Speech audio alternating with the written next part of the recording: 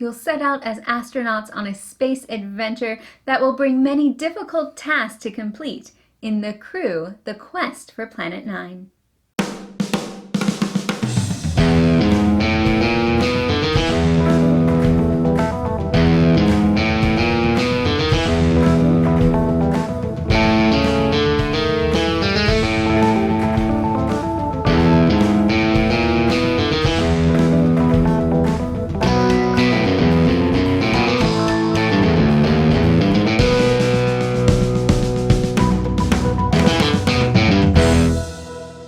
Thank you for joining us today at Tantrum House Studio D. I'm Melissa Delp. And I'm Kevin Delp. The Crew, The Quest for Planet 9 is a cooperative trick-taking game for 2 to 5 players. It's designed by Thomas Singh and published by KOSMOS, and they sent us this copy for review. And after playing all 50 missions, we definitely want to share our thoughts.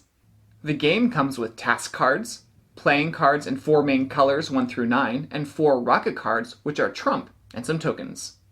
If you're familiar with trick-taking games, then you'll understand the base underlying mechanics of the game. When a player leads with a certain color, everyone else has to play that color if they have it in their hand, and then the highest card in that color wins the trick. And if you have one of the 4 rocket cards in your hand, you could win that trick as long as you don't have the color that was led in your hand. Every round, you'll shuffle the large number cards and evenly distribute them to the players. The person with the number 4 rocket, the highest trump, is the mission commander for that round. Then you'll read the mission report for that scenario.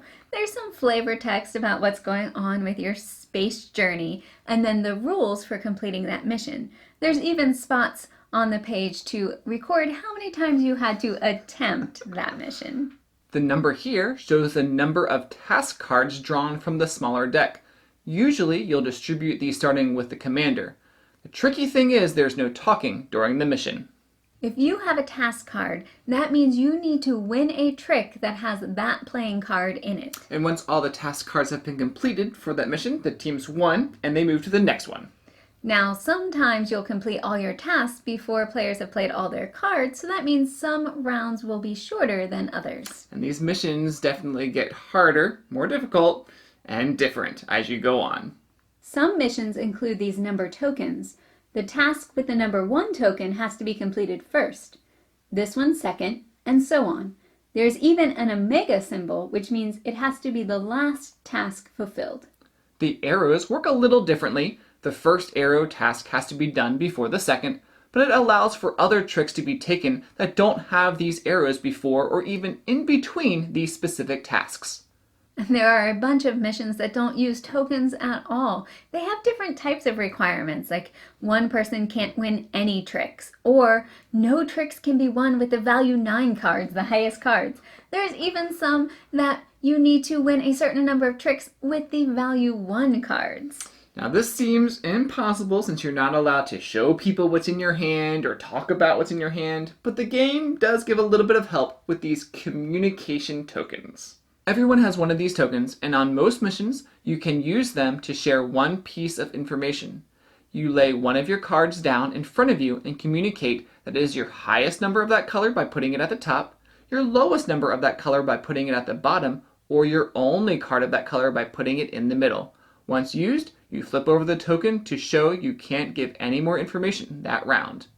So the game comes with these filler cards that you're supposed to put into your hand if you've laid a card down for information on the table. And sometimes we used them, sometimes we didn't, but we found that they were very, very helpful because there were many times when someone had a card on their table and they're looking at their hand trying to figure out what to play, and they completely forgot that there was a card on the table that they needed to play to follow suit, or maybe even to help someone win their task. Yeah, that definitely happened to me a couple times.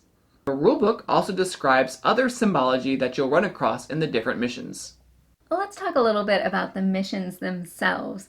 There definitely was a progression to them. The beginning, you're just getting your feet wet, and the flavor text is even talking about how you're in training and not even out in space yet.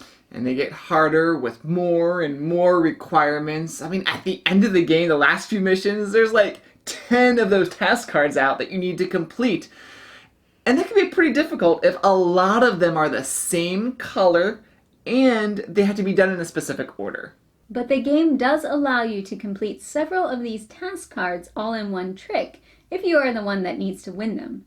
But of course, you still have to play by the rules with those arrow or number tokens, so it might not be as easy as you think.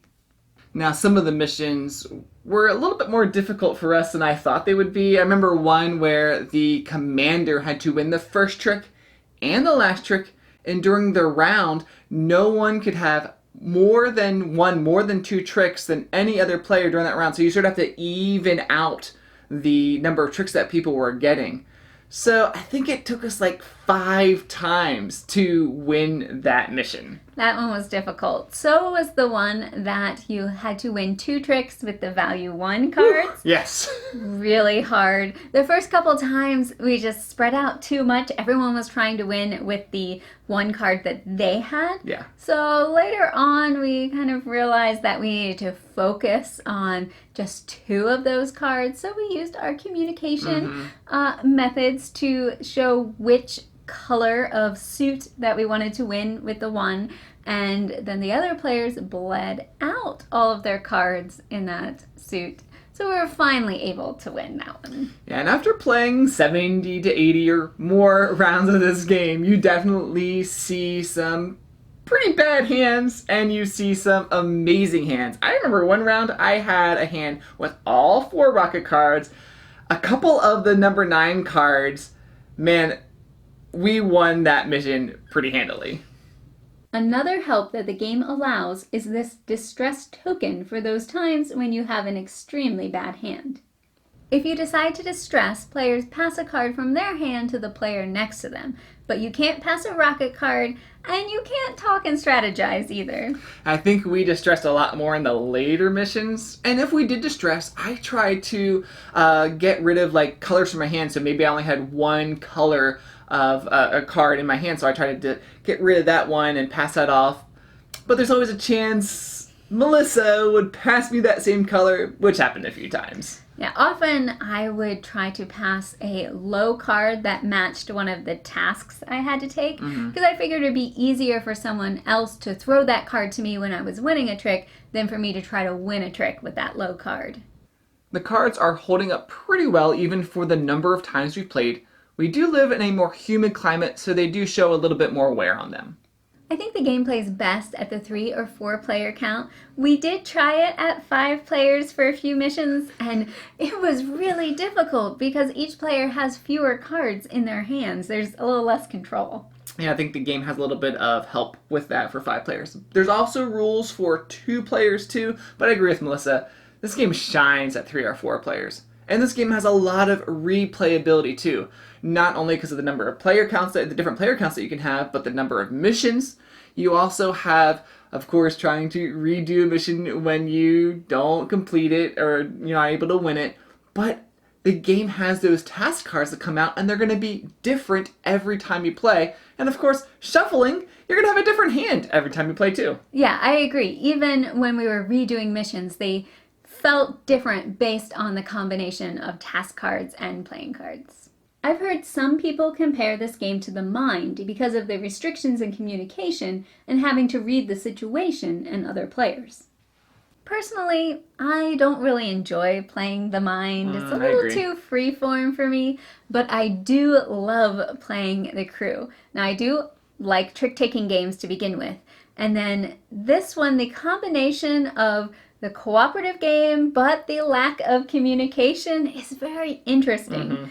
We had several, maybe a lot, of passionate discussions afterward about why someone laid a certain card or what signals they should have picked up on to lay a different card, and how, choices just unraveled the whole strategy and made our mission go bust. Yeah, it's fun. It's fun. I really enjoy this game. Some of my favorite missions were actually ones that didn't include the tokens or the task cards. Like every rocket card had to individually win a trick.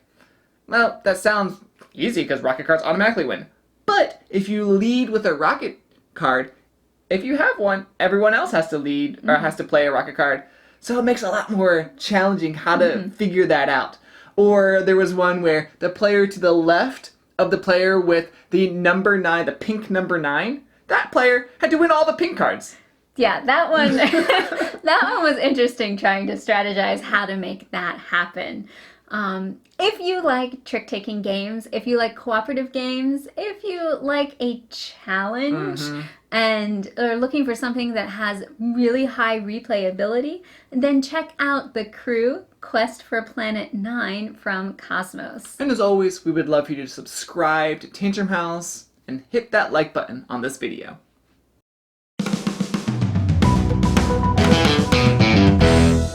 Kevin Delp, The Crew, The Quest for Planet 9. Name? Mimes?